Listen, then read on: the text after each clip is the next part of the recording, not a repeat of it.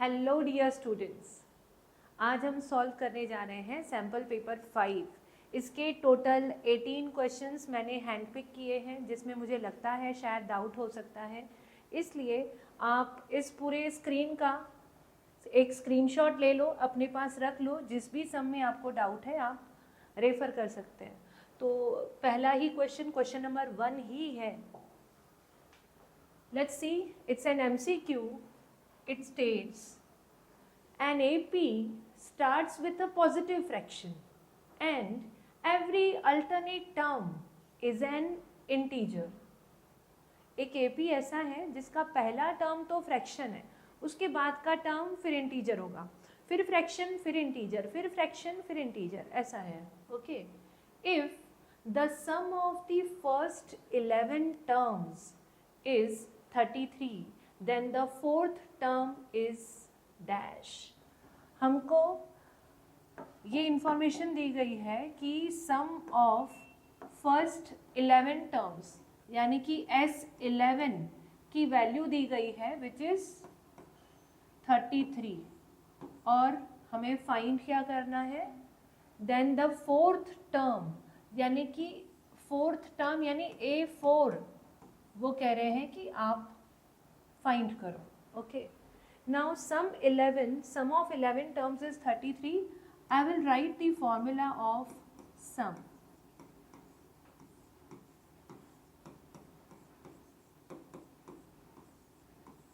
ये फॉर्मूला है S11 is equal to 11/2 2a. सी, ना मैं A जानती हूँ ना मैं D जानती हूँ, मुझे सिर्फ N पता है, और N कितना है 11. सो N -1 होगा 10.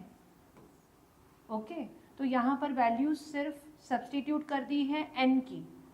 S11 की न्यूमेरिकल वैल्यू क्वेश्चन में दी है विच इज 33, वो लिख दिया यहाँ पर। आप चाहें तो 11/2 में 11/2 को लेफ्ट में लेकर आ जाओ, रेसिप्रोकल हो जाएगा 2/11। राइट हैंड साइड में बचा है 2a प्लस 10d, उसमें आप 2 कॉमन ले लो तो बचेगा क्या अंदर, a प्लस 5d, 2 कॉमन लेने पे। LHS में कैंसिलेशन हो रहा है, 3 2s are 6, ये 2 भी लेफ्ट में आएगा तो इस 6 को क्या करेगा, डिवाइड करेगा। सो a प्लस 5d का जो वैल्यू है वो मुझे मिलता है 3. सी नाउ, a प्लस 5d का जो वैल्यू है वो है 3. a प्लस 5d क्या हो सकता है, it is nothing but your 6th term. तो 6th टर्म अगर 3 है तो हमको पूछा क्या गया है, 4th टर्म. यहाँ पर थोड़ा सा आपको अपना इंटेलिजेंस यूज करना है। आपको डायरेक्टली 4th टर्म मिला नहीं है बल्कि 6th टर्म मिला है, बट इस क्वेश्चन में एक ऐसी हिंट थी जिससे आप 4th टर्म को फाइंड कर सकते हैं। वो हिंट ये था कि उन्होंने कहा था कि ये AP ऐसा है, पहले फ्रैक्शन देन इंटीजर, फिर फ्रैक्शन एंड देन इंटीजर, ऐसा है। तो अभी आप सोचिए कि यहाँ पर अगर मेरा 6th टर्म जो है 3 है, तो मतलब मेरा 5th टर्म क्या हो सकता है, कोई ना कोई फ्रैक्शन ही होगा, और जो 4th टर्म है उसको क्या होना है, वो इंटीजर है। ठीक है, 4th टर्म क्या है, वो इंटीजर है। तो यहाँ पर जो इंटीजर पॉसिबल है इस केस में वो है 2, क्योंकि इसमें डिफरेंस पॉजिटिव है। ओके, तो A4 has to be smaller than A6. Okay, तो इसके लिए 2 के अलावा और किसी की पॉसिबिलिटी है नहीं, क्योंकि 3 तो हमने देख लिया, 3 तो 6th टर्म है। 5 और 6 वो दोनों नहीं हो सकते, A4 जो है वही सिर्फ 2 हो सकता है, क्योंकि इसका डिफरेंस जो है पॉजिटिव है। सो 3 से छोटा नंबर 2 ही 4th टर्म हो सकता है। तो इसके लिए A4 is 2. Moving to Next question, which is question number 3. It's an MCQ 2. Triangle ABC and triangle BDE are two equilateral triangles such that D is the midpoint of BC. इस क्वेश्चन में आपको डायग्राम ड्रॉ करना पड़ेगा समझने के लिए। मान लेते हैं कि ये है ट्रायंगल ABC जो कि इक्विलैटरल है, तो हर एक एंगल उसका 60 है। दूसरा भी ट्रायंगल इक्विलैटरल ही है जिसका नाम है ट्रायंगल BDE। इसका मतलब ये हुआ कि B वर्टेक्स जो है वो कॉमन है, BDE में भी है, ABC में भी है। So we have to understand कि दूसरा ट्रायंगल ऐसे ही हो सकता है। देखो BDE।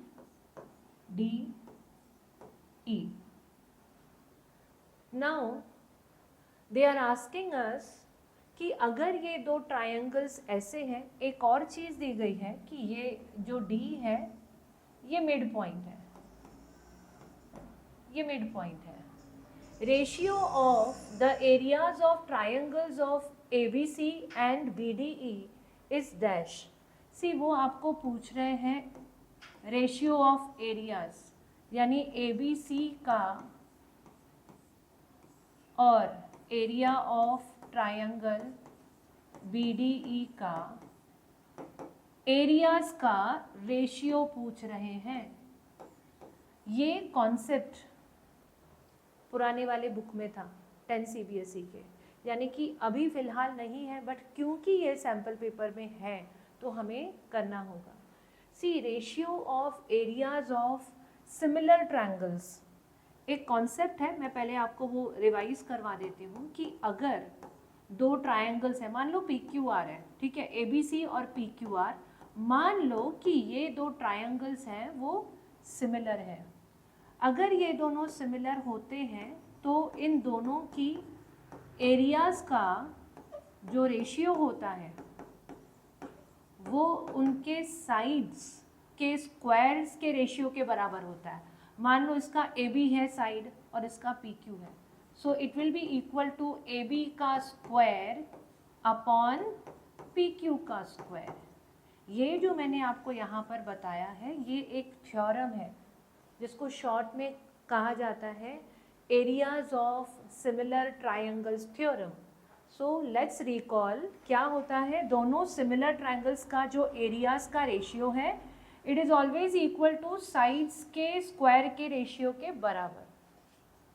Now moving to this question जिसमें हमने एक इक्विलैटरल ट्रायंगल के अंदर दूसरा इक्विलैटरल ट्रायंगल भी बनाया, और उनका क्वेश्चन क्या है कि उनके एरियाज का रेशियो बताओ।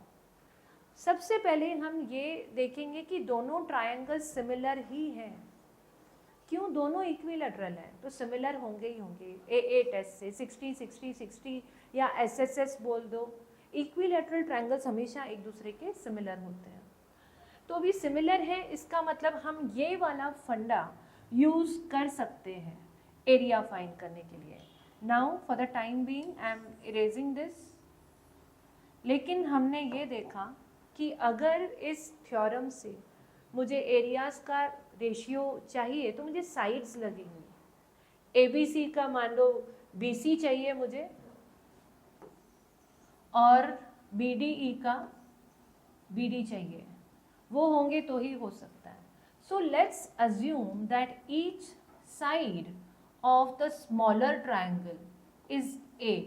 छोटा जो ट्रायंगल है उसके तीनों साइड्स को अगर मैं A मान लूँ तो जो बड़ा ट्रायंगल है अगर D मिड पॉइंट है BC का, तो बड़े ट्रायंगल में BC कितना होगा? Twice of A। इसका मतलब उसके सारे साइड्स जो है वो है twice of A। Now substituting these values here, पहले ABC दिया है बाद में BDE है, तो ABC का जो साइड है वो है ट्वाइस ऑफ A और BDE का साइड है A, लेकिन इन दोनों का क्या लेना है? स्क्वायर लेना है, याद रखो। सो 2a का स्क्वायर हो जाएगा 4a स्क्वायर और ये है a square. a square cut, 4:1 is the ratio of their areas. I hope आपको समझ में आया होगा। Moving to next question, question number 4. See, ये statistics का एक MCQ है जिसमें उन्होंने हमको एक टेबल दिया है। We have class intervals, we also have frequencies. पूछा क्या है? The difference of the upper limit of median class. Difference पूछा है किसका किसका? Upper limit of median class और lower limit of the modal class. इन दोनों का डिफरेंस चाहिए। मीडियन के लिए तो हमको एक और कॉलम लगता है, ओके, जिसमें क्यूमुलेटिव फ्रीक्वेंसीज हमको नोट करते जानी पड़ती है, लेकिन मोड के लिए ज़रूरत नहीं है। तो क्या एग्ज़ाम में अगर ये क्वेश्चन आता है तो क्या हम दोबारा से इतना बड़ा टेबल बनाएंगे एक MCQ के लिए? सो वो हमको थोड़ा स्मार्टली वर्कआउट करना पड़ेगा। मान लो ये हमारा टेबल है,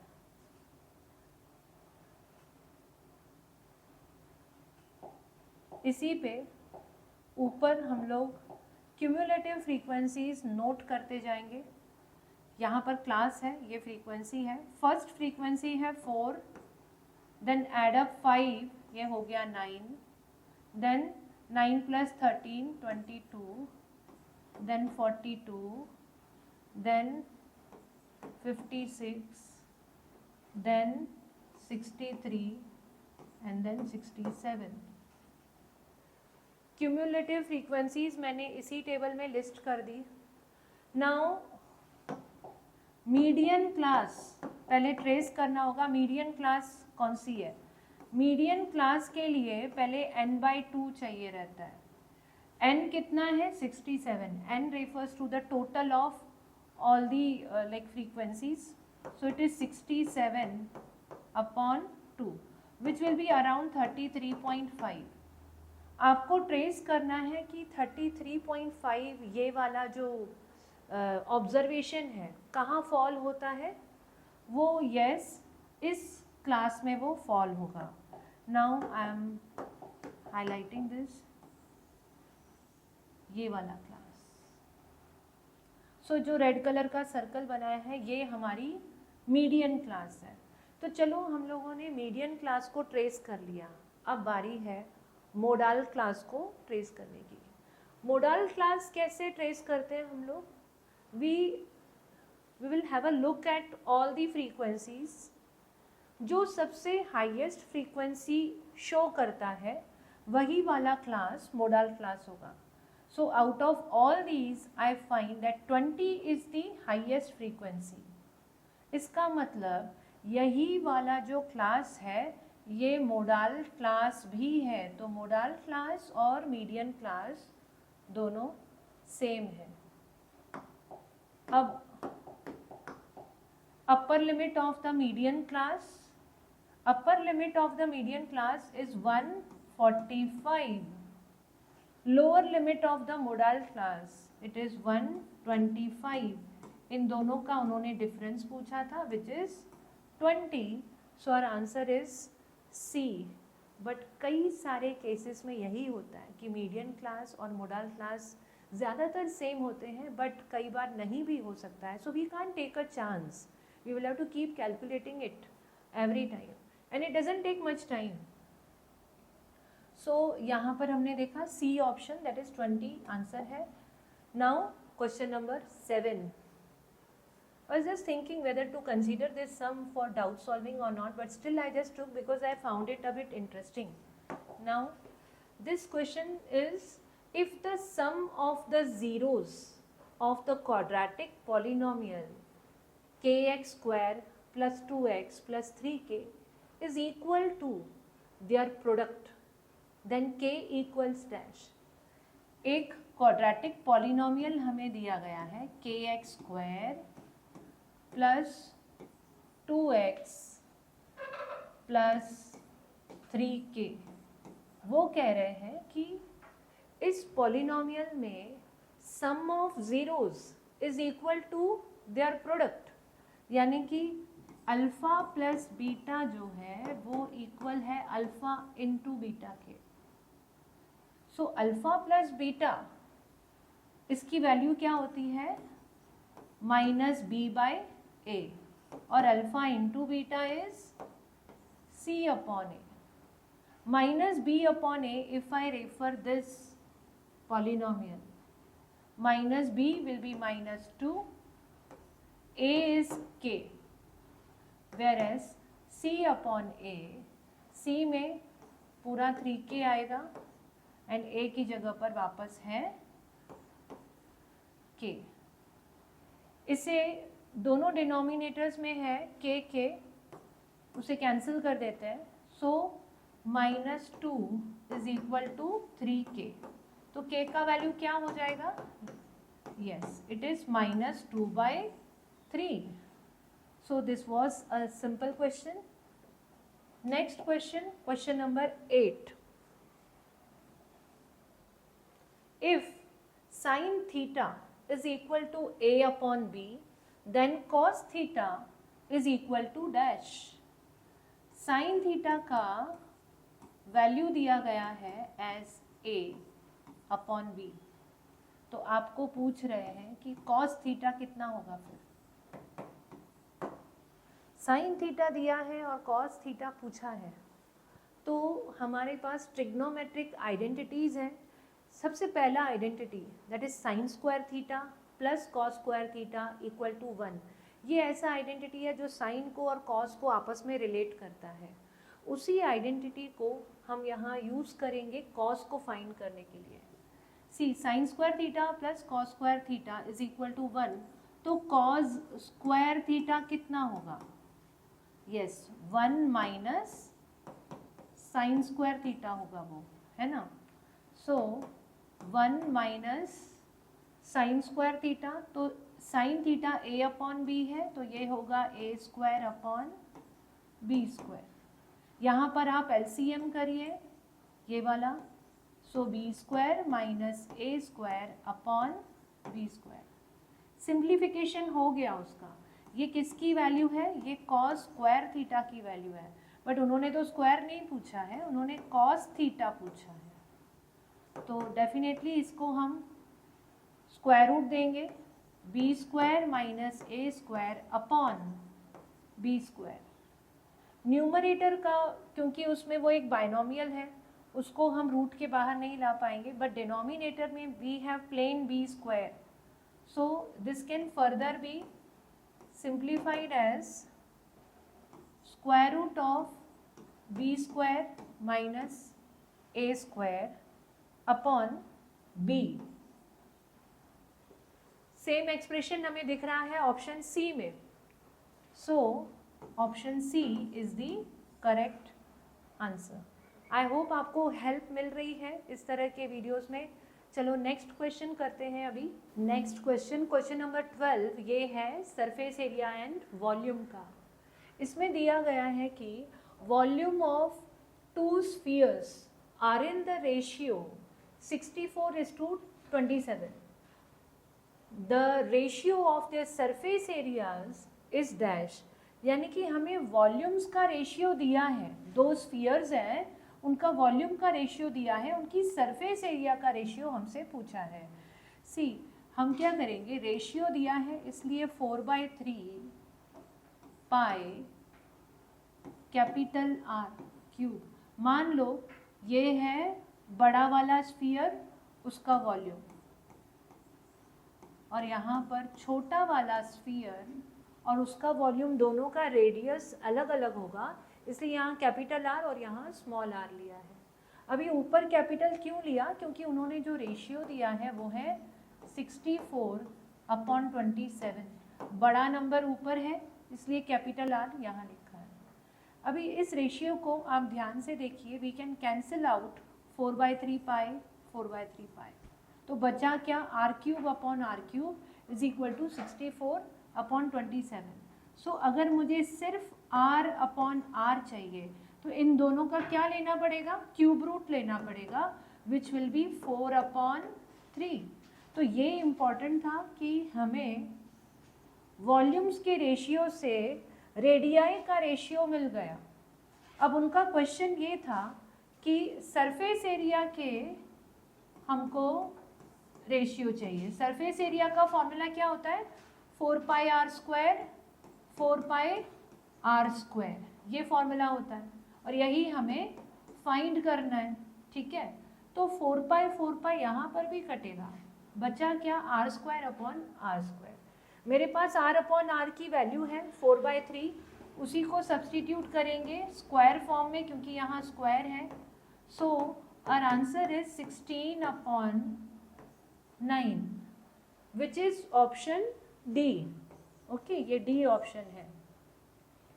moving to next question, question number 15 theoretical question है, based on theory while computing mean of grouped data we assume that frequencies are, वो कह रहे हैं कि जब भी आप मीन कैलकुलेट करते हो ग्रुप्ड डेटा का, ग्रुप डेटा यानी कि टेबल बनाकर हम जब भी मीन फाइंड करने की कोशिश करते हैं तब आप क्या करते हो, पहला ऑप्शन आप ये अज्यूम करते हो कि frequencies are evenly distributed over all the classes, or you assume that frequencies are centered at the class mark of the classes, or you assume that frequencies are centered at the upper limits of the classes or they are centered at the lower limits of the classes.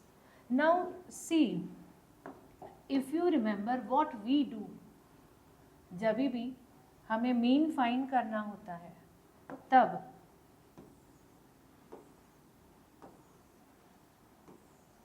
Direct mean method का अगर example लें, ये है class interval, ये है frequency, then here we find xi fi xi। हम क्या करते हैं, मान लो ये है 10 to 20 और इसकी फ्रीक्वेंसी है 5। सो 10 से लेके 20 तक जितने भी ऑब्जर्वेशंस हैं, क्योंकि 10 से लेके 20 तक 10 ऑब्जर्वेशन आ जाएंगे, 11 आ जाएंगे इनफैक्ट, तो इतने सारे ऑब्जर्वेशंस जो हैं वो लाई करते हैं between the class intervals 10 and 20। But हम कैलकुलेशंस नहीं कर पाएंगे अगर हम सबको कंसीडर करेंगे 10 से लेके 20 तक। तो हम क्या करते हैं, ये सारे ऑब्जर्वेशंस के बदले xi को लेकर आते हैं। तो xi क्या करता है, xi refers to the mid value, that is class mark, जो पूरे क्लास को रिप्रेजेंट करता है। ओके, इस पूरे क्लास को रिप्रेजेंट करता है। और उसको हम कैसे फाइंड करते हैं, हम लोग करते हैं 10 + 20/2 यानी कि 15। तो क्या 15 को जो हमने चूज किया इसमें से, इसके पीछे बस यही हमारा अजम्पशन था कि जो फ्रीक्वेंसीज हैं those are centred at the class mark of the classes, क्योंकि हमने 15 को क्लास मार्क को ही चूज किया यहाँ पर।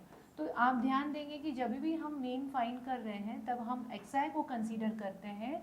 इसके लिए यहाँ पर ऑप्शन नंबर बी ही करेक्ट आंसर है, that we assume that the frequencies are centred at the class mark of the classes. Now next question, question number 16. If an event cannot occur, then its probability is dash. For example, हमारे पास एक die है, उसमें मैं assume करती हूँ कि मेरी probability है कि उसमें नंबर 7 आना चाहिए। die में 6 faces ही होते हैं and they are numbered from 1 to 6. So there is no possibility of getting a number as 7. वो आ ही नहीं सकता, वो इम्पॉसिबल इवेंट है। तो अगर कोई इवेंट है ऐसा है कि जो अकर हो ही नहीं सकता, भाई वो तो इम्पॉसिबल है, तो उसकी आने की कोई प्रोबेबिलिटी ही नहीं है ना। So in this case the probability is 0. So yes, if an event can not occur then the probability is option D, it is 0. Next question, question number 17. इस क्वेश्चन में थोड़ा सा मिस्टेक है, आपको करेक्शन करनी होगी. यहाँ पर दिया गया है the probability of getting a number greater than 3 in throwing a die. वो कह रहे हैं आपसे कि अगर आप डाई फेंकते हो तो 3 से ज़्यादा नंबर्स आने की प्रोबेबिलिटी कितनी है. तो 3 से ज़्यादा तो 3 है, दैट इज़ 4, 5 और 6, तीनों 3 से ज़्यादा हैं. तो उसकी प्रोबेबिलिटी कितनी होगी? 3/6, 1/2. ऑप्शन में 1/2 कहीं नहीं है. So this indicates there is a mistake. Actually the question is the probability of getting a number greater than और इक्वल टू, ग्रेटर देन और इक्वल टू 3. यानी कि 3 भी चलेगा और उससे ज़्यादा वाले नंबर्स को भी आपको कंसीडर करना है. यानी कि 3, 4, 5, 6 चारों को कंसीडर करना है. सो 3, 4, 5, 6 आने की प्रोबेबिलिटी कितनी है? So what we will do, 4 out of 6, that is 2/3. So option number D is the correct answer, which says 2/3. Now next question, question number 22. Find the sum of first 10 multiples of 5. This is just a very simple question, so I am attempting another one. जो और में है वो वाला हम करेंगे. If the sum of n terms, actually ये question भी simple ही है. Why still I took this sum, I'll tell you. If the sum of n terms of an AP is 2n square plus 5n, then find the fourth term. सबसे पहले जो दिया है वो लिखते हैं. If the sum of first n terms is 2n square plus 5n, एक AP है, ये उसका सम है. Then find the fourth term, यानी A4 आपको फाइंड करना है. Why I pick this sum, because कुछ स्टूडेंट्स n देखकर उनको कन्फ्यूजन होता है कि अरे यार n क्या है, ये n के टर्म्स में इसका मतलब क्या है. इनफैक्ट कोई भी क्वेश्चन अगर इस फॉर्म में दिया है तो आप समझ जाओ बहुत ही सिंपल सा क्वेश्चन है ये. यहाँ पर हमको बोला गया है कि एक AP है जिसका Sn is 2n square plus 5n. यहाँ पर n का मतलब ये होता है any natural number, any natural number.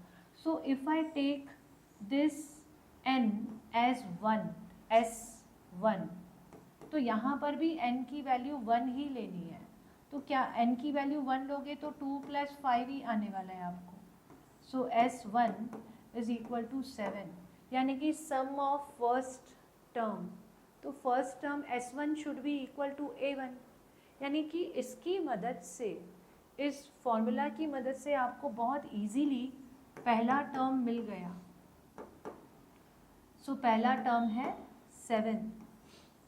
अभी मुझे अगर दूसरा टर्म चाहिए ताकि मुझे D भी मिले, ठीक है, मुझे D, किसी भी AP में दो चीज़ें इंपॉर्टेंट रहती हैं, एक A और दूसरा D, फर्स्ट टर्म और डिफरेंस. A तो मिल गया, अभी D की बारी है.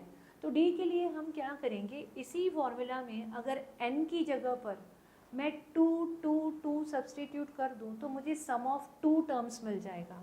तो अभी वो करते हैं, सम ऑफ 2 टर्म्स फाइंड करते हैं. सो S2 will be equal to 2 का स्क्वायर प्लस 5 × 2, ये हो जाएगा 8 + 10.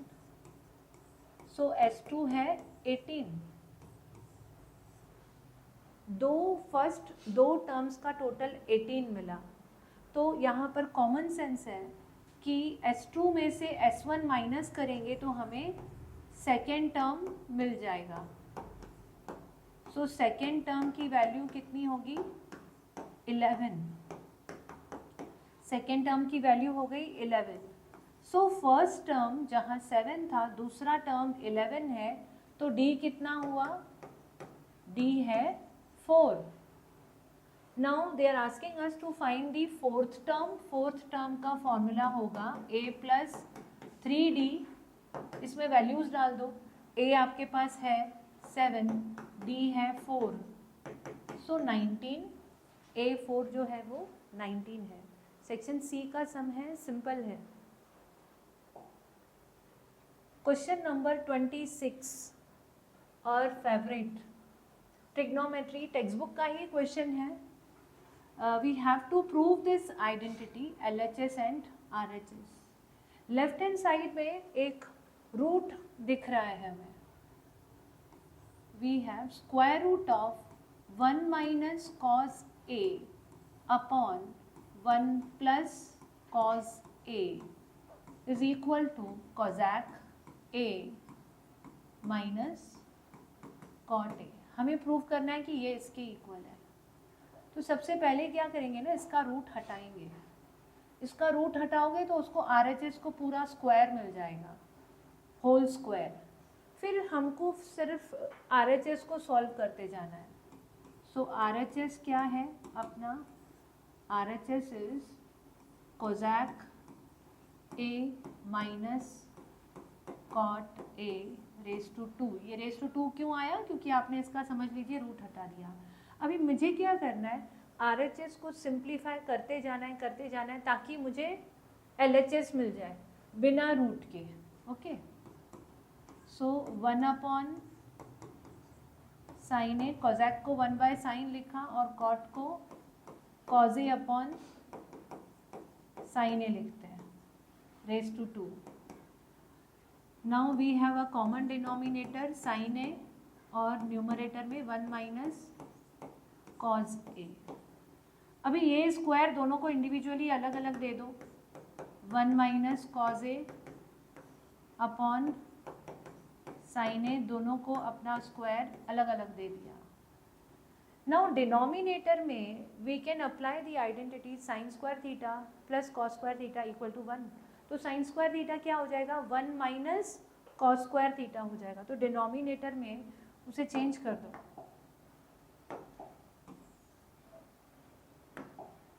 न्यूमरेटर में 1 minus cos A the whole square, denominator में 1 स्क्वायर माइनस कॉस स्क्वायर ए।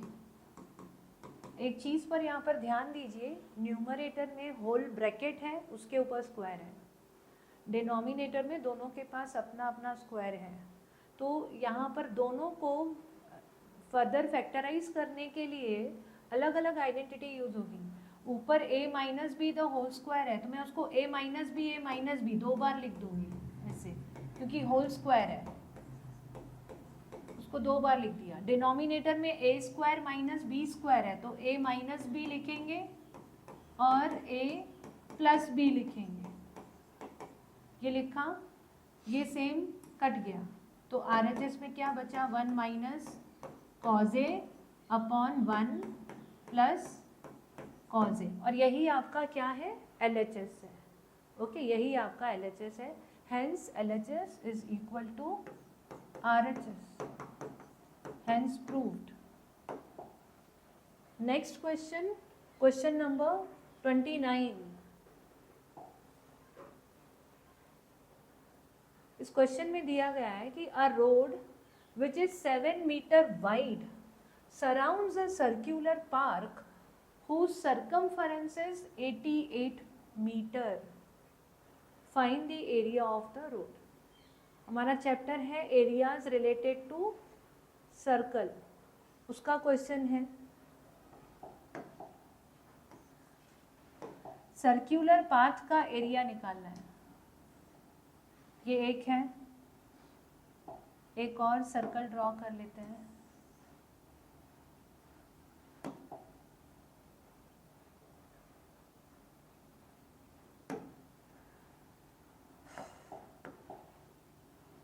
सर्क्यूलर पाथ किसे कहते हैं? ये एरिया जो यहाँ पर ऑल अराउंड है, ये है सर्क्यूलर पाथ। इसका एरिया निकालना है हमें। इसका एरिया निकालने के लिए हमको क्या करना होगा, आउटर सर्कल की एरिया में से इनर सर्कल की एरिया को सब्ट्रैक्ट करेंगे। आउटर सर्कल में से इनर सर्कल की एरिया को सब्ट्रैक्ट करेंगे। ये जो रेडियस है बाहर के सर्कल का, उसको मैं पकड़ती हूँ कैपिटल आर, जबकि अंदर के सर्कल का जो रेडियस है वो है small R. Now in this sum we are given a road which is 7 metre wide. Road की जो विड्थ है वो कितनी है, 7 मीटर, यानी यहाँ से लेके यहाँ तक ये 7 है। Okay, which surrounds the circular park, surrounds the circular park whose circumference is 88। अंदर के सर्कल का जो सर्कमफरेंस है वो कितना है, 28। Find the area of the road, road की एरिया फाइंड करनी है। तो इस सम को सॉल्व करने के लिए सबसे पहले हम आर फाइंड करेंगे, small R and capital R. R कैसे मिलेगा हमें, सर्कमफरेंस दिया है उसकी हेल्प से मिल जाएगा। circumference of the small circle, it should be 2 pi r. Okay, circumference is given as 88, so 2 into 22 by 7 multiply by radius, radius is missing, you will bring these two here, reciprocal हो गया है, r मिल जाएगा अभी। So small are यानी कि अंदर की circle का जो रेडियस हमको मिला वो मिल गया 14।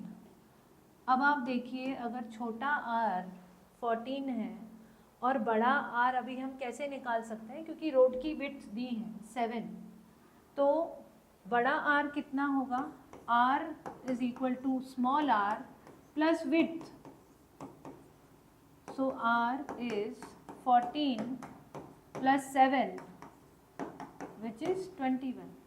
तो हमें अभी दोनों भी रेडियाई मिल गए, small R 14 and bigger R is 21। हमें अभी फाइंड करना है एरिया ऑफ सर्क्यूलर पाथ। वो हम कैसे फाइंड करने वाले हैं, area of circular path, outer circle की एरिया में से इनर सर्कल का एरिया माइनस करना है। बट इसको दो अलग अलग या तीन अलग स्टेप में मत करो, एक ही फॉर्मूला हम लिख सकते हैं, pi R square minus pi R square, वैसे निकालेंगे हम। So area of path is equal to pi, bracket में capital R square minus small R square, pi का वैल्यू डाला, कैपिटल आर यानी कि 21 का स्क्वायर, स्मॉल आर यानी कि 14 का स्क्वायर, इसको मैं a minus B a plus B कर देती हूँ, 21 प्लस 14 35, माइनस 14 करेंगे तो 7, यहाँ पर इसको हम कट कर देते हैं। So area is around 770 square metre.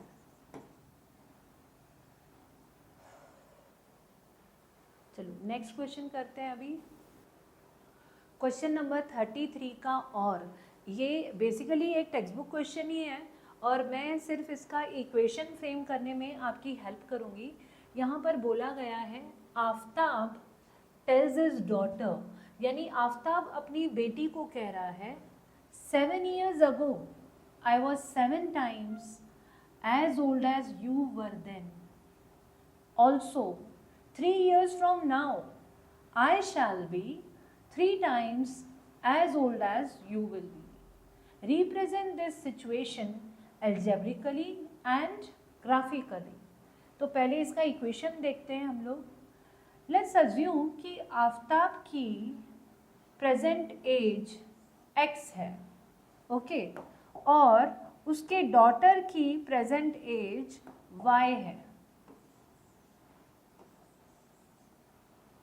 तो पास्ट में यानी 7 साल पहले उनकी एजेस क्या होंगी, आफ्ताब की एज होगी x माइनस 7 क्योंकि 7 साल पहले, और उसके डॉटर की एज होगी y-7। उसी तरह फ्यूचर में यहाँ पर बोला गया है 3 years फ्रॉम नाउ, यानी कि फ्यूचर में 3 साल बाद उसकी आफ्ताब की खुद की एज हो जाएगी x+3, जबकि उसकी डॉटर की एज हो जाएगी y+3। ये हो गए उनके एजेस। अब दो इक्वेशंस कैसे फ्रेम होते हैं वो देख लो। 7 years ago, यानी इन दोनों के लिए बोला गया है 7 years ago I was 7 times as old as you were then। 7 साल पहले मैं तुम्हारी एज का 7 times था, यानी कि आफ्ताब कह रहा है कि उसकी एज 7 साल पहले वाली उसकी डॉटर की एज के 7 times थी। सो 7 मल्टीप्लाई बाय डॉटर की एज। इसको सिंप्लीफाई करिए तो आपको एक इक्वेशन मिलेगा। ओके,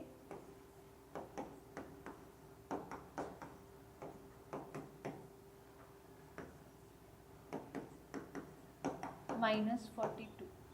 सो ये एक इक्वेशन मिला। इसी तरीके से हमें सेकेंड इक्वेशन भी मिलेगा, क्योंकि यहाँ पर बोला गया है कि 3 times after 3 years I shall be 3 times as old as you will be। Future के लिए आफ्ताब की एज उसके डॉटर के एज के 3 times हो जाएगी। इसको फर्दर सिंप्लीफाई करिए तो आपको फ्यूचर से एक और इक्वेशन मिलेगा, जैसे यहाँ पर हमको पास्ट से मिला। So once we get both the equations we can simplify. आगे बढ़ते हैं। Question number 34। ये ट्रायंगल्स का क्वेश्चन है और काफ़ी इम्पॉर्टेंट क्वेश्चन है। यहाँ पर हमें दिया गया है ये डायग्राम। इसमें बोला गया है कि A 90 डिग्री है। ओके, A 90 डिग्री है और यहाँ पर DEFG नाम का जो कॉर्डिलेटरल हमें दिख रहा है, ये कॉर्डिलेटरल एक स्क्वायर है। ओके, तो अगर DEFG एक स्क्वायर है यानी कि चारों एंगल्स होंगे 90 और उसके चारों साइड्स आपस में इक्वल होंगे। ओके, तो एक ट्रायंगल है जिसमें A 90 है और DEFG एक स्क्वायर है। हमें प्रूव क्या करना है, मैं अभी इसे डिलीट कर देती हूँ। प्रूव क्या करना है। This sum isn't that easy to understand, so थोड़ा ज़्यादा आप फोकस करो उस पर। FG का square is equal to BG into FC। इस तरह के जो क्वेश्चंस होते हैं मैं ऑफन क्लास में भी सिखाती हूँ कि आप रिवर्स सोचो, ये मुझे प्रूव करना है तो टू प्रूव से ही ना थोड़ा रफ वर्क आप स्टार्ट कर दो। समझ लो मैं अभी कोई सॉल्यूशन नहीं कर रही हूँ, मैं रफ में कुछ लिख रही हूँ। ये जो स्टेटमेंट है मैंने रफ में लिखी है। अभी इसको कैसे हम लोग इसका एनालिसिस करके हमको समझ में आ जाएगा कि इस क्वेश्चन को ऐसे करना था, यानी कि इसकी जो स्टेप्स हैं कि इसको प्रूव कैसे करना है वो आपको तब समझ आएगा जब आप रिवर्स थिंकिंग चालू करोगे। देखो अभी ये मुझे प्रूव करना है FG square is equal to BG into FC। तो FG को आप 2 बार लिखोगे, ठीक है। FG into FG is equal to BG into FC। एक FG उधर जा जाएगा और यहाँ से एक हम यहाँ लेके आते हैं, यानी फ्रैक्शंस फ्रेम करते हैं।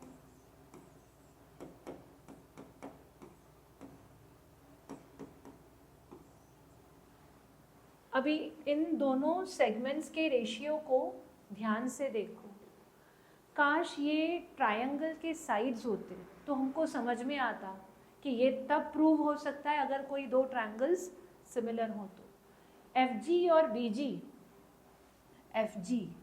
और BG एक ही सेगमेंट पर हैं दोनों, तो कोई ट्रायंगल नहीं बना रहे हैं वो।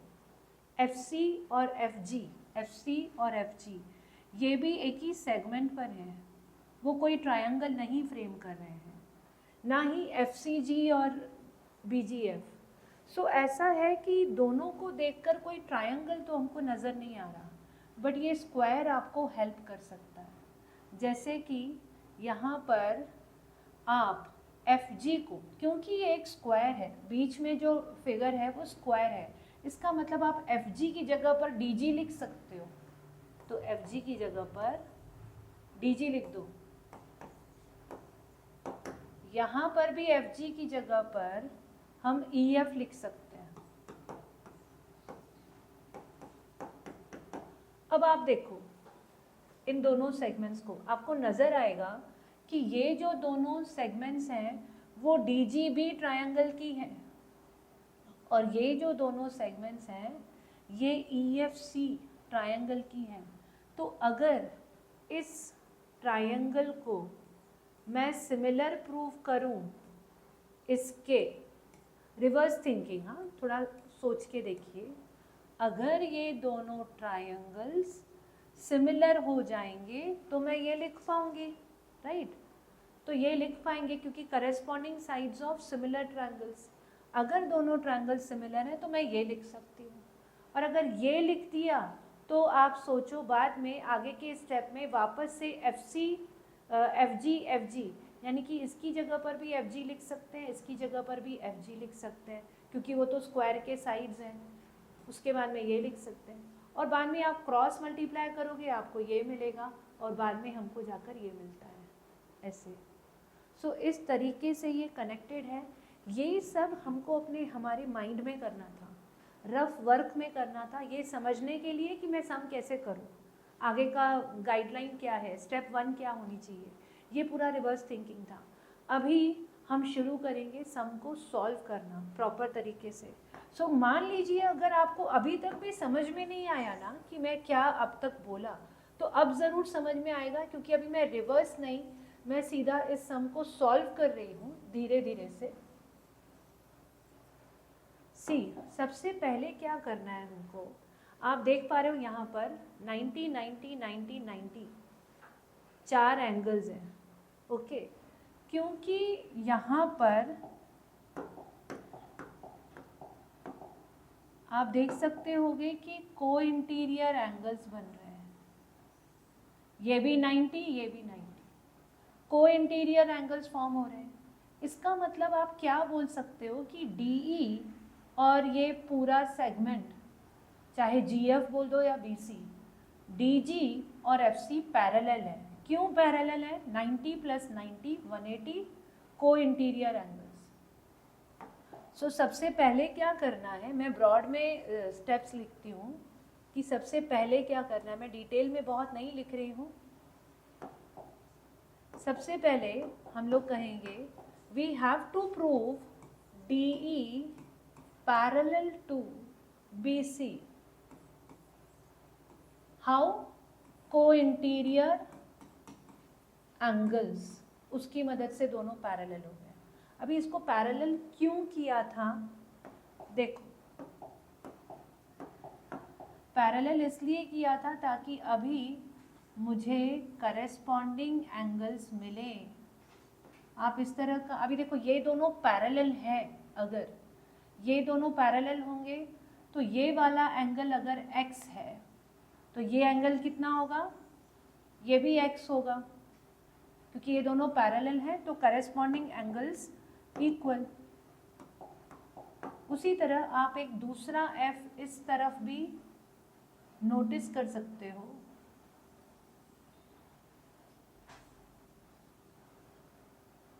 यहाँ पर भी करेस्पॉन्डिंग एंगल्स फॉर्म हो रहे हैं, तो अगर आप इस एंगल को y अज्यूम करते हो तो ये वाला एंगल भी y होगा, फाइन। अब आपने xx yy दोनों करेस्पॉन्डिंग एंगल्स को फाइंड कर लिया, ठीक है। So step number 2 was to find xx and yy. Broadly, now step number 3. Observe all the 3 triangles. 3 क्या यहाँ पर है ना, 4 ट्रायंगल्स हैं इस डायग्राम में, चारों के चारों सिमिलर हैं। कैसे? ए टेस्ट से। सबसे पहले आप सबसे बिगेस्ट ट्रायंगल में देखो, इसमें A 90 है, B x है और C Y है। ओके, फिर ADE ट्रायंगल में देखिए, यहाँ पर भी A 90 है, D X और E Y है।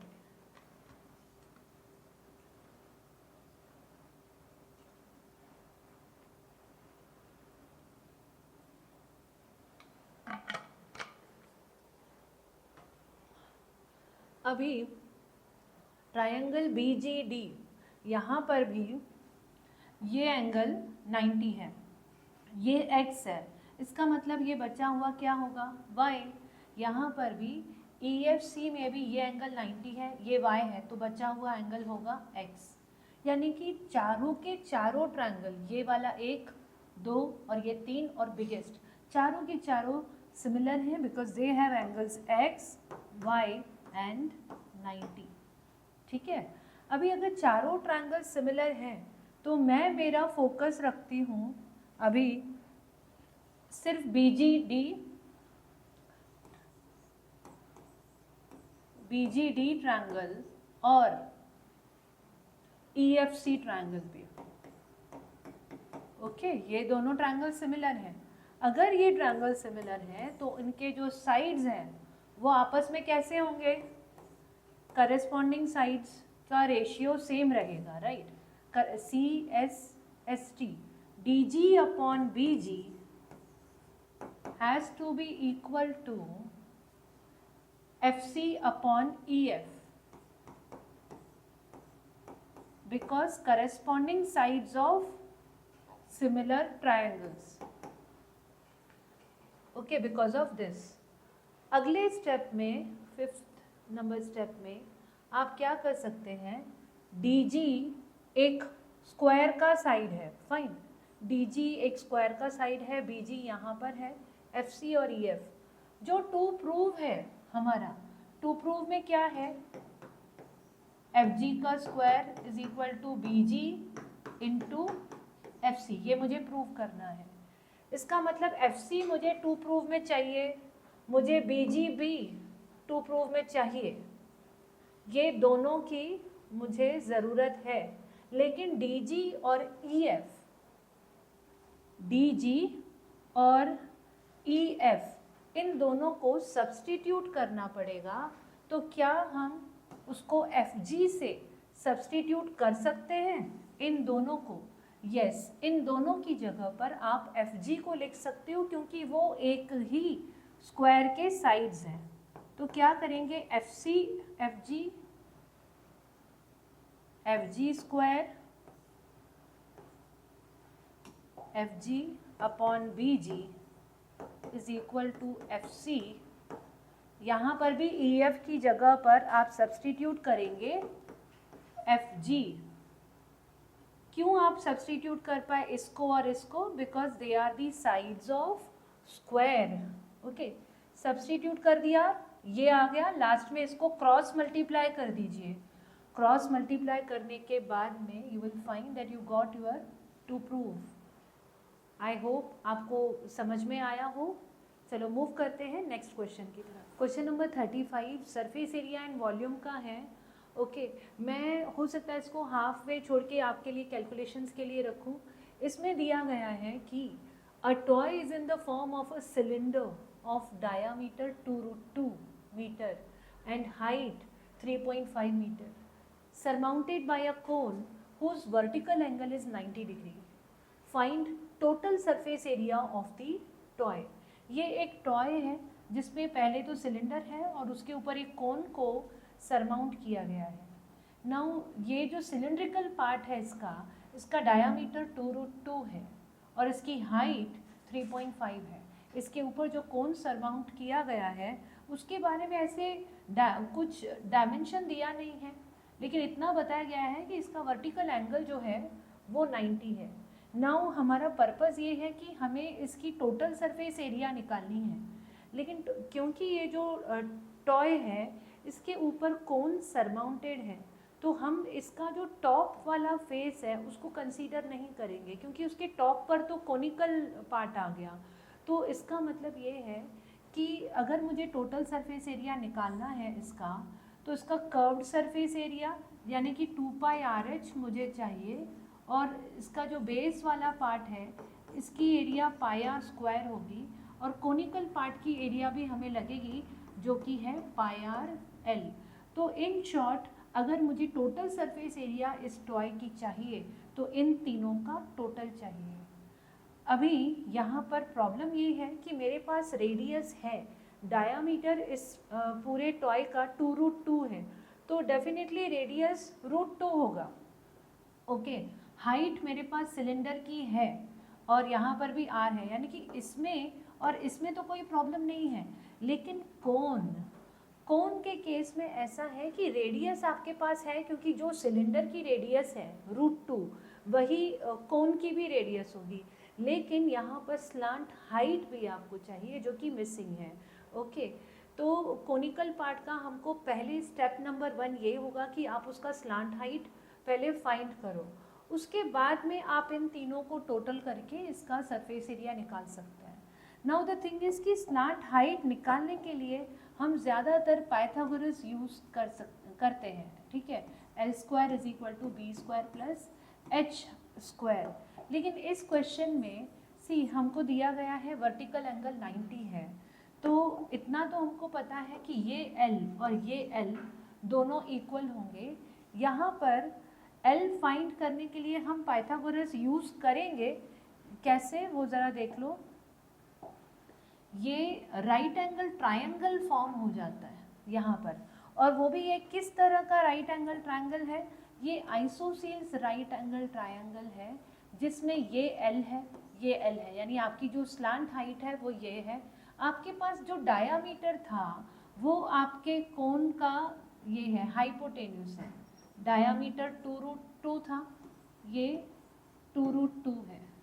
इसमें पाइथागोरस लगाकर हमें पहले L फाइंड करना होगा। सो L² = 2√2², 2√2² = L² + L²। सो ये हो जाएगा 8, 2L², हेंस L² = 4। सो L की वैल्यू कितनी आई, 2, यानी कि जो स्लांट हाइट है वो हमें मिला 2। तो स्टेप नंबर 1 आपको यही करना है, you have to first find the slant height of the conical part. वो हो गया, उसके बाद में total surface area of the toy, TSA of the toy, जिसके लिए हमें चाहिए πrl + 2πRH + πr²।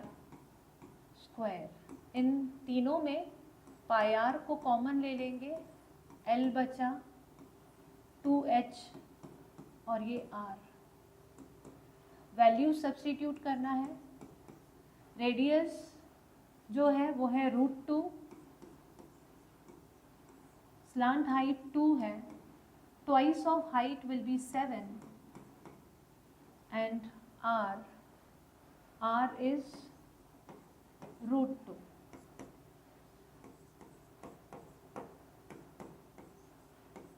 Slant height 2, twice of height 7 and R is √2। 9 plus √2, इसको आप आगे सिंप्लीफाई कर सकते हैं, मल्टीप्लिकेशन कर रहे हैं, √2 9 और ये हो गया 2।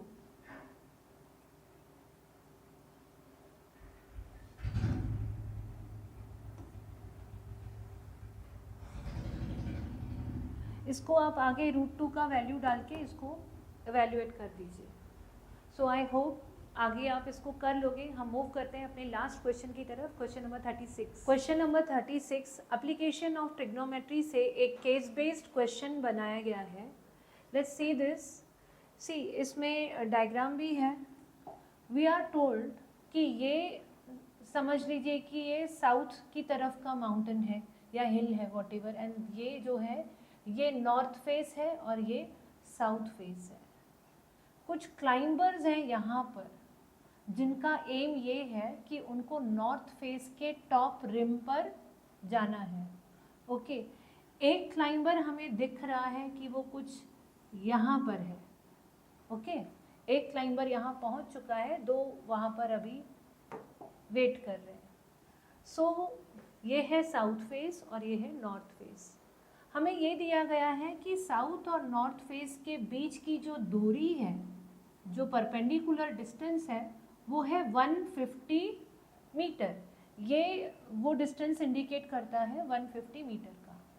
Now based on this diagram they have asked us certain questions, जिसका पहला क्वेश्चन है how high is the southern rim of the canyon. ये सदर्न पार्ट है हमारा, सदर्न फेस है, इसकी हाइट कितनी है ये पूछा गया है कि इसकी हाइट कितनी है। इसकी हाइट हो या यहाँ पर इसकी हाइट, दोनों सेम होंगे।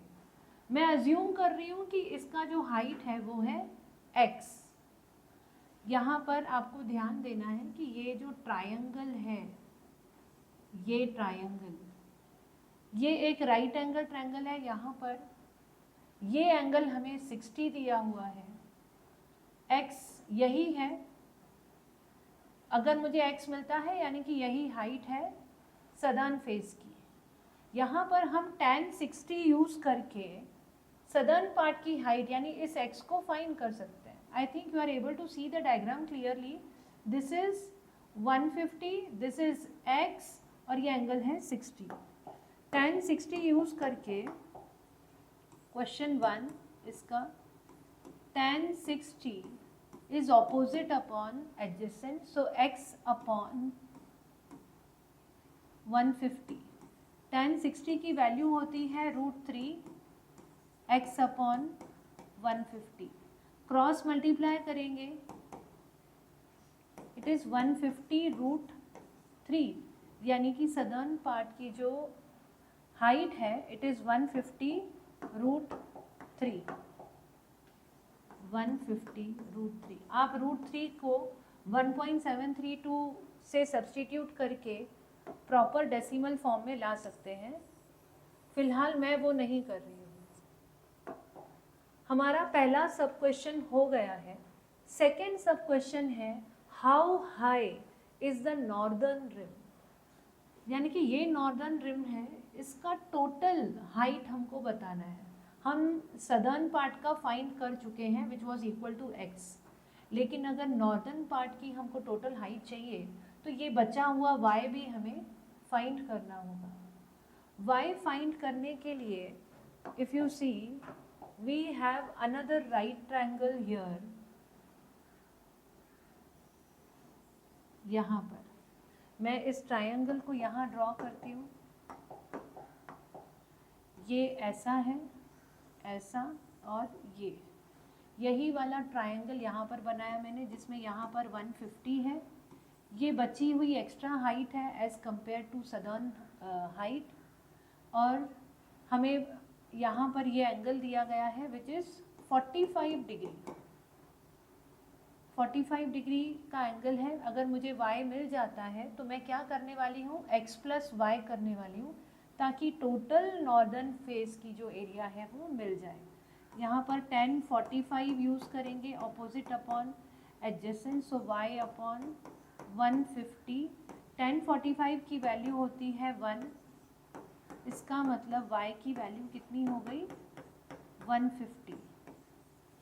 y की वैल्यू हो गई 150। अब देखिए x की वैल्यू हमें मिली थी 150 √3, y की वैल्यू हमें मिली 150। तो नॉर्दर्न फेस की अगर एरिया पूछी है so it is going to be x plus y. Okay, x plus y करेंगे तो टोटल हाइट, मैं रफली कर रही हूँ, आपको काफ़ी डिटेल में प्रेजेंटेशन के साथ करना होगा इसे। x plus y which will be 150 plus 150 √3, 150 common लेते हैं, 1 plus √3। I would again suggest you can substitute √3 by 1.732। Okay, सो ये हो गया हमारा सेकेंड सब question. Now moving to third sub question, which is asking how much farther until the climber reaches the top. मैंने आपको शुरू में दिखाया था कि क्लाइंबर यहाँ पर है, इधर है, तो वो पूछ रहे हैं कि और कितना उसको चलना बाकी है अगर उसको नॉर्थ के टॉप पर पहुंचना है तो वो निकालने के लिए हमें इन दोनों का डिफरेंस निकालना पड़ेगा. सी टोटल जो हाइट है वो हम जानते हैं, उसमें से I will show by making a diagram. See ये y था, ओके. इसमें यहाँ पर 30 डिग्री का एंगल है, क्लाइंबर हमारा यहाँ पर है, ओके. नाउ हमको पूछा जा रहा है कि और कितना, यानी ये वाला पार्ट, और कितना उसको चलना बाकी है, ऊपर चढ़ना बाकी है. तो हम क्या कर सकते हैं कि जो टोटल हाइट हमको मिली है, ओके, जो टोटल हाइट है इट इज 150 प्लस 150√3, ये टोटल हाइट है. टोटल हाइट में से क्लाइंबर कितना चढ़ चुका है वो माइनस करना पड़ेगा, तो पता चलेगा और उसको कितना चलना बाकी है. और क्लाइंबर ने कितना चढ़ लिया उसके लिए ये ट्रायंगल में हमें वापस tan 30 लगाना होगा. tan 30 is opposite upon adjacent which is 150. Opposite को हम लोग इस केस में z पकड़ लेते हैं बिकॉज xy यूज कर चुके हैं हम लोग. 1/√3 क्रॉस मल्टीप्लाई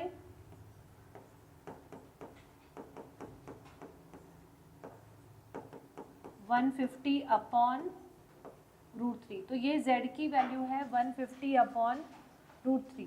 z क्या था? z वो है जो इतना सा पार्ट, ये z है, ओके. सो हमें अभी ये मिल गया कि क्लाइंबर जो है कितना एक्स्ट्रा डिस्टेंस कवर कर चुका है एज कंपेयर टू सदर्न.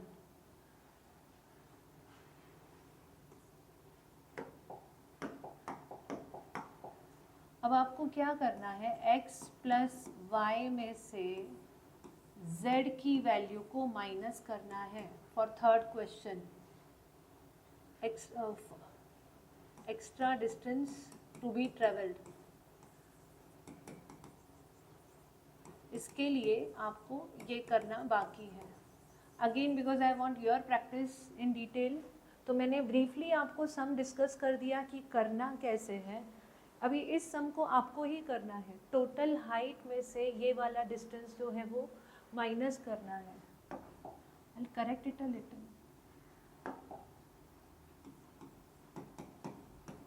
सी ये पूरा x प्लस वाई है, इसमें से आप x प्लस जेड को सब्ट्रैक्ट माइनस कर लीजिए, आपको पता चल जाएगा कि उसको क्लाइंबर को और कितना चढ़ना बाकी है.